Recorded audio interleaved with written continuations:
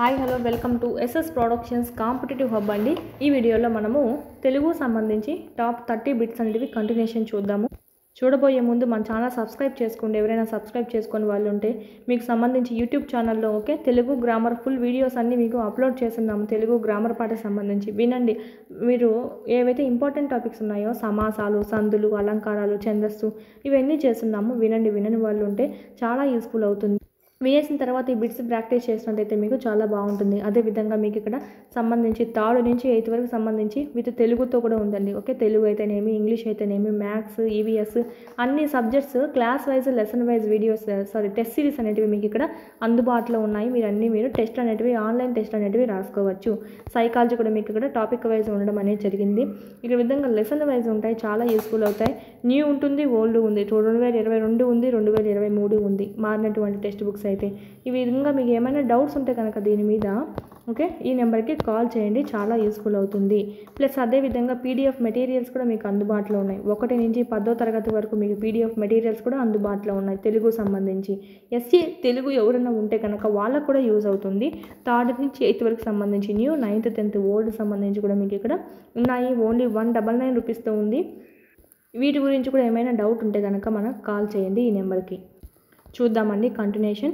క్రింది పద్యాన్ని చదివి ప్రశ్నకు జవాబును గుర్తించండి. రంగధరాతి భంగ ఖగరాజతురంగ విపత్పరం పరోత్తురంగ తమ పతంగ పరితోషితరంగ దయాతరంగ సత్సంగ ధరాత్మ హృదయ సారసభృంగ నిశాచరాబ్జమ అంటే మాతంగ అని చదవాలి. నిశాచరాబ్జ మాతంగ శుభాంగ భద్రగిరి దాశరథి కరుణాపయోనిధి. ఇక్కడ మనం చూసినట్టయితే ఇక్కడ మనకు చూడండి, దాశరథి కరుణాపయోనిధి అనేది మనకు మకుటంతో వచ్చింది కదా. ఇది క్వశ్చన్ కూడా మనకు అదే వచ్చింది. దాశరథి కరుణాపయోనిధి మకుటంతో పద్యం రాసిన వారు ఎవరు క్రింది వాణిలో అని. ఆప్షన్స్ చూద్దాము. ఆప్షన్స్ ఈజీగా కనుక్కోవచ్చండి. మనకు దాశరథి కరుణాపయోనిధి మనము సినిమాలో కూడా చూస్తున్నాం. దాశరథి కరుణాపయోనిధి సాంగ్ కూడా మనకి ఇక్కడ చూసుకుంటే కంచర్ల గోపన్న గారండి. రామదాస్ సినిమా ఏదైతే ఉందో మనం ఈజీగా మనం గుర్తుపట్టచ్చు, కంచర్ల గోపన్న. Next question. క్రింది పద్యాన్ని సేమ్ పద్యమే ఇచ్చారు, చూద్దాం. డైరెక్ట్ క్వశ్చన్ చూద్దాం. ధరాత్మజ అంటే మనకి ఇక్కడ భూమి నుంచి పుట్టినది అని వస్తుందండి. భూమి నుంచి పుట్టింది ఎవరు? మనకి Sitadevi. Option 3 is the right answer. పైన ఇచ్చినటువంటి గద్యం ఆధారంగా సరైన దానిని గుర్తించండి. తెలుగు జీవద్భాష మిగిలిన సజీవ వ్యవస్థల లాగానే కాలక్రమాన మారుతుంది. భాష లేనిదే సమాజం లేదు. భాష వల్ల అన్యోన్య వ్యవహారం సాధ్యం కావటం వల్లనే సామాజిక వ్యవస్థ ఏర్పడింది. ఒకే సమాజంలో ప్రాంతానికి కట్టు, ఉనికి, పెళ్ళిళ్ళు, పేరంటాలు మొదలైన వాటిల్లో తేడాలున్నట్లే భాష వ్యవహారంలోనూ తేడాలనేటివి కనిపిస్తాయి. అలవాటు వేరైనా తెలుగు సంస్కృతిలో ఏకరూపకత అనేది కనిపిస్తుంది. గద్యం ఆధారంగా సరైన దానిని గుర్తించండి. జీవద్భాష అంటే నిరంతరం మారనిది. భాష వ్యవహారంలో తేడాలు ఉండవు. తెలుగు సంస్కృతిలో ఏకరూపకత కనిపించదు. ఎడమ కనిపిస్తుందండి. సో ఇది రాంగ్, ఇది రాంగే. కాలానుగుణంగా భాష మారుతుంది. ఇక్కడ మనం చూసుకున్నట్టయితే రైట్ ఆప్షన్ కాలానుగుణంగా భాష మారుతుంది is the right answer. According to passage మనకి ఇచ్చినటువంటిది కూడా చూసినట్టయితే ఈజీగా మనం ఐడెంటిఫై చేయొచ్చు. సేమ్ ఇచ్చాడు. ప్రాంతానికి అలవాట్లు వేరైనా ఏకరూపకత ఇందులో కనిపిస్తుంది. ఎందులో కనిపిస్తుంది? మనకి ఇచ్చాడు చూడండి పేరాలో. అలవాట్లు వేరైనా తెలుగు సంస్కృతిలో ఏకరూపత కనిపిస్తుంది. Option 3 is the right answer. ఇదే గద్యం అయితే మనకు చాలా ఈజీగా రాయొచ్చండి. మానవుడే నా సందేశం, మనుష్యుడే నా సంగీతం అని ఎలుగెత్తి చాటిన కవి ఎవరు? ఆప్షన్స్ ఇవన్నీ లెసన్ చదివితేనే వస్తాయి. సో కంపల్సరీ టెక్స్ట్ బుక్స్ అయితే చదవాలి. ఏ సబ్జెక్ట్కైనా సరే టెక్స్ట్ బుక్స్ చదివారంటేనే బాగా అర్థమవుతుంది. Option 2 is the right answer. Sri Sri గారండి. మానవుడే నా సందేశం, మనుషుడే నా సంగీతం అని చెప్పింది ఎవరంటే శ్రీశ్రీ. ఈడాసానే. సో ఈడాశ్రీనే అలాగా హింట్ గుర్తుపెట్టుకోండి. Option 2 is the right answer. భృంగము పర్యాయ పదాలు చూద్దాం. పర్యాయ పదాలు అంటే సమాన అర్థం కలిగించేటివి. భృంగము అనగా మిలిందము, భ్రమరము. Option 1 is the right answer. అనగాత్ములు అంటే ఆప్షన్స్ పుణ్యాత్ములు అని అర్థం అండి. పుణ్యాత్ములు అని అర్థం, అనగాత్ములు అండి. రోహిణీ కార్తె ఎండకు రోళ్ళు పగులుతాయి. ఇది అంటే రోహిణీ కార్తెలో ఎండలు చాలా విపరీతంగా ఉంటాయి. ఆ ఎండకు రోళ్ళే పగిలిపోతాయంట. ఇది ఏమిటి? జాతీయమా, సామెతనా, పలుకుబడా, నుడికారమా? ఆప్షన్స్ ఇది ఒక సామెత అండి. రోహిణీ కార్తె ఎండకు రోళ్ళు పగులుతాయి అనేది. మునిమాణిక్యం నరసింహారావు రచించిన నిజం నిజం పాఠం ఇతివృత్తం ఏమిటి? మనకి ఇది కూడా అంతే అండి. ఇతివృత్తాలు ప్రక్రియ నుంచి కంపల్సరీ వస్తుంది. ఇది మీకు బాగా గుర్తుండాలి అంటే ఎంత బట్టి కొట్టినా గుర్తుండదు, లెసన్ చదివితేనే. ఇప్పుడు నిజం నిజం అని పాఠము అంటూనే మనకు నిజం నిజం లెసన్ చదివింటాం కదా, అదంతా గుర్తొస్తుంది. ఏ ప్రక్రియలో ఉందో మనకు గుర్తొస్తుంది. దాని ఇతివృత్తం ఏమిటి అంటే ఆ కథ సారాంశం ఏంటో మనకు గుర్తొస్తుంది. సో అందుకే మెయిన్ టెక్స్ట్ బుక్ చదవడానికి ఎక్కువ ప్రిఫరెన్స్ అనేది ఇవ్వాలి. నిజం నిజం పాఠం యొక్క ఇతివృత్తం చూసినట్టయితే ఆప్షన్ 3 పిల్లల ప్రవర్తన, మానవ సంబంధాలండి. 6వ తరగతి సమయస్ఫూర్తి అనే పాఠంలో రోమశుడు దీని పేరు. రోమశుడు అనేది దేని పేరు? ఆ పాఠంలో సమయస్ఫూర్తి అనేటువంటి పాఠంలో 6వ తరగతిలో ఉంది లెసన్ అనేది. ఆప్షన్స్ పిల్లి పేరు రోమశుడు అండి. పిల్లి పేరు రోమశుడు. లింగ వచన విభక్తులు లేనివి అంటే లింగము లేదు అంటే పుంలింగం స్త్రీలింగం అనలే, వచనంలే అంటే సింగులర్ ప్లూరల్ అనలే, విభక్తులు కూడా లేవు. ఏది కింది వాణిలో? ఆప్షన్స్ అవయవాలండి. అవయవాలు ఈజ్ ద రైట్ ఆన్సర్. ఆహా, ఓహో అంటాం కదా, సో వీటన్నిటికీ లింగాలు, వచనాలు, విభక్తులు ఏమి ఉండవు. Option 2 is the right answer. కర్జంకు ప్రకృతి పదము. కర్జం అనేది వికృతి పదము, దీనికి ప్రకృతి పదం కనుక్కోవాలి. ఆప్షన్ 3 కార్యము. ప్రకృతి వికృతులు కూడా మనకు అడుగుతారు. ఆల్రెడీ మనకు ఓల్డ్ అన్నారు కాబట్టి, ఓల్డ్ ప్లస్ న్యూ అన్నారు కాబట్టి, ఓల్డ్కి సంబంధించి అయితే 3rd నుంచి 10th వరకు చూడండి. మనకి ఇక్కడ అన్నీ మనకు ప్రకృతులు, వికృతులు, కవులు, ఇతివృత్తాలు, రచనలన్నీ ఒకే వీడియోలో ఉన్నాయి. చూడండి వాళ్ళు ఉంటే మళ్ళీ షేర్ చేస్తాను. టెలిగ్రామ్లో కూడా జాయిన్ అవ్వండి, కింద లింక్ అనేది ఇచ్చున్నాను. ప్లస్ అదేవిధంగా గ్రామర్ పార్ట్ కూడా లింక్ అనేది మీకు ప్లేలిస్ట్ లింక్ కూడా ఇస్తాను కింద ఇచ్చున్నాను. ప్లస్ తెలుగు గ్రామర్ లింక్ అని చెప్పి మీకు టెలిగ్రామ్లో జాయిన్ అయి ఉండండి, అక్కడ షేర్ చేస్తాము. ఇక్కడ చూడండి 3rd నుంచి 5th వరకు సంబంధించి మొత్తం పదాల అర్థాలు చూస్తాము. ఇక్కడ నుంచి 6th నుంచి 10th వరకు అయితే ఇక్కడ చూస్తాము. 3rd నుంచి 10th వరకు సంబంధించి పర్యాయ పదాలు, నానార్థాలు, ఓకే, ఉత్పత్తి అర్థాలు, ప్రకృతి వికృతులు, జాతీయాలు, సామెతలు, ఇవన్నీ మనకు మోస్ట్ ఇంపార్టెంట్. ఇవి మనం చూసినట్టయితే టైం తక్కువ ఉంది కాబట్టి ఈ సమాసాలు, సందులు వీటి నుంచి కంపల్సరీ వస్తుంది. సో ఇవన్నీ కూడా చూసుకోండి. నేను పైన చెప్పినటివి ప్లస్ సమాసాలు, సందులు, ఛందస్సు, అలంకారాలు ఇలాంటివన్నీ. టెలిగ్రామ్లో జాయిన్ అయి ఉండండి, కంపల్సరీ షేర్ చేస్తాం మళ్ళీ లింక్ అనేది, ఓకే, ఆ వీడియోస్ లింక్ అనేది. నెక్స్ట్ క్వశ్చన్ చూద్దాము. భూతకాలిక అసమాపక క్రియను ఇలా పిలుస్తారు. భూతకాలిక అసమాపక క్రియను ఈ విధంగా పిలుస్తారు.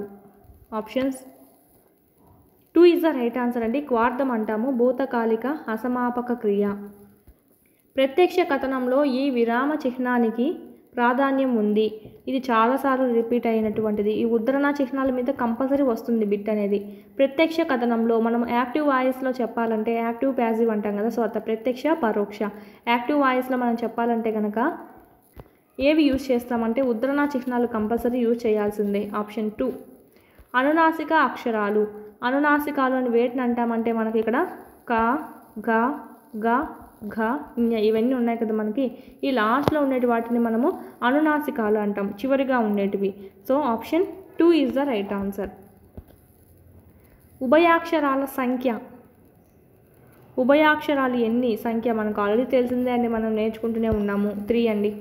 సవర్ణ దీర్ఘ సంధిలో ఈ అక్షరాల మధ్య సంధి జరుగుతుంది. సవర్ణ దీర్ఘ సంధిలో ఏ అక్షరాల మధ్య సంధి జరుగుతుంది? ఆప్షన్స్ ఆ, ఈ, ఉ, రులకు అవే అచ్చులు కనుక పరమైనాయంటే మనకు వాటి మధ్య సంధి అనేది జరుగుతుంది. అంటే అవే అచ్చులు అంటే అవే ఆకు ఆ చేరడము లేదా ఆకు ఆ చేరడము. సో ఈ విధంగా ఈకి ఈ చేరడము, ఈకి ఈ చేరడము. సో ఇదండి మనకు option 2 is the right answer. యనాదేశ సంధిలో పూర్వస్వరంగా ఉండే ఈ సంధి కార్యంలో ఇలా మారుతుంది. యనాదేశ సంధిలో అండి పూర్వస్వరంగా ఉండేటువంటి ఈ అనేది సంధి కార్యం, సంధిగని జరిపినప్పుడు మనకి ఏ కింది వాటిలో దేనిగా మారుతుంది అంటే ఆప్షన్స్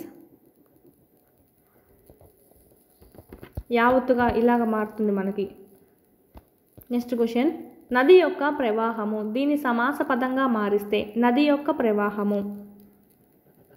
ఆప్షన్స్ 3 నదీ ప్రవాహం అండి. దీని విగ్రహ రూపం ఏంటంటే నది యొక్క ప్రవాహము.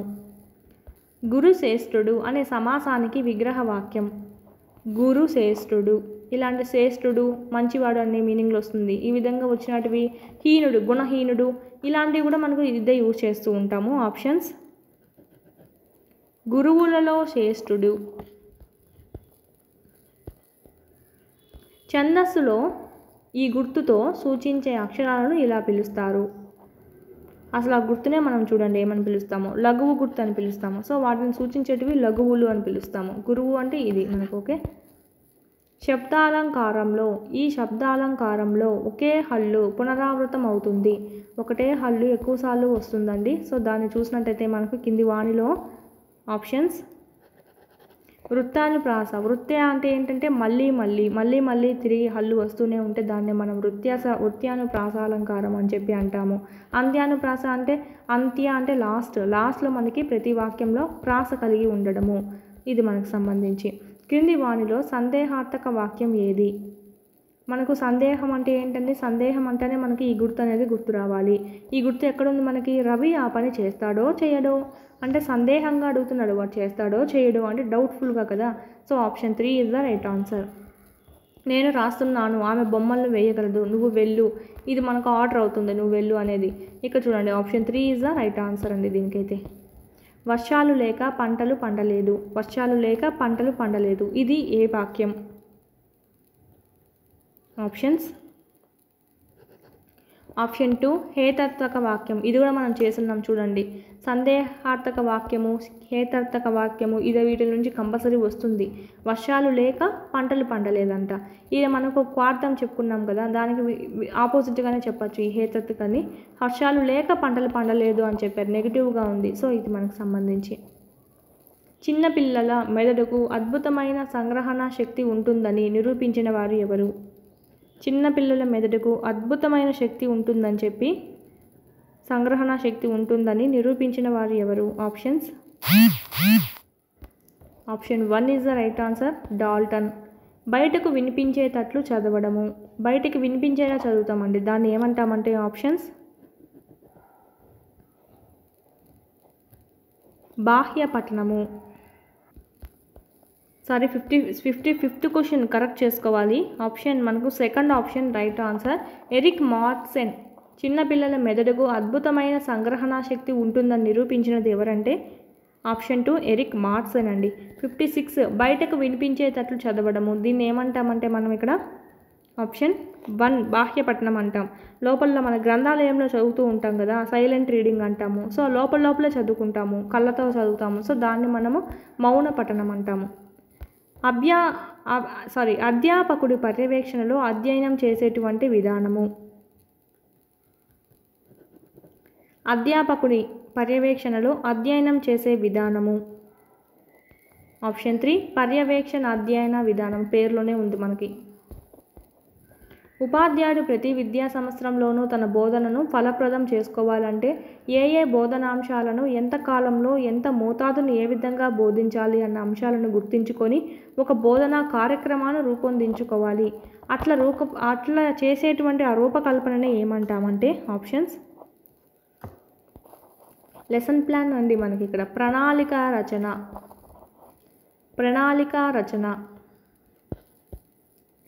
నియోజనం అంటే ఆప్షన్స్ ఉపాధ్యాయుడు విద్యార్థులకు ఇచ్చే పాఠ్య సంబంధమైన కృత్యాన్ని మనం నియోజనం అంటాం. Last question. ఛందస్ శాస్త్రం ప్రసక్తి లేకుండా క్రమానుగతంగా భాషను నేర్పడానికి స్వేచ్ఛగా కొనసాగే రచన. ఛందస్సు ఇలాంటివి ఏం పట్టింపులు ఏమి ఉండవండి. క్రమానుగతంగా భాష నేర్పడానికి స్వేచ్ఛగా కొనసాగేటువంటి రచన ఏది క్రింది వాణిలో? ఛందస్సు అన్నీ పాటించేదైతే పద్య రచనగా చెప్పుకుంటాము.